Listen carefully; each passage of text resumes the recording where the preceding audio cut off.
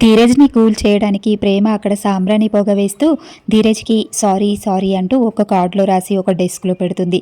అద్దం మీద సారీ అని రాస్తుంది. కానీ ధీరజ్ చీదరించుకుంటూ ఆ సారీని యాక్సెప్ట్ చేయకుండా ఇంకా ప్రేమ మీద కోపంతో అటు ఇటు వెళ్తూ ఉంటాడు.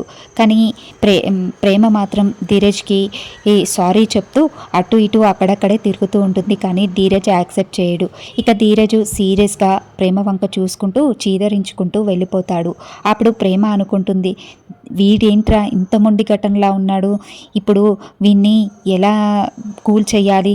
అయినా ప్రేమ, ఇది నీ తప్పే, నువ్వు వాణ్ణి ఎందుకు హర్ట్ చేయాలి అనేసి ప్రేమ ఆమెలో ఆమె అనుకొని, ఇప్పుడు ధీరజ్ కూల్ అవ్వడానికి నేనేం చెయ్యాలి?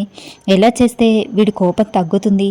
దేవుడా, నువ్వే నాకు ఒక దారి చూపించు, వీడిని ఎలా నేను కూల్ చెయ్యాలో చెప్పు అంటూ ప్రేమ మనసులోనే అనుకుంటూ ఉంటుంది. అనుకుంటూ అక్కడ నర్మద కూర్చుంటే నర్మద దగ్గరికి వెళ్ళి, అక్క అంటే ఏమైంది అనంటే, ధీరజ్కి కాఫీ ఇస్తున్నా కానీ తీసుకోవట్లేడక్క, నా మీద చాలా కోపంగా ఉన్నాడు అని చెప్తుంది ప్రేమ.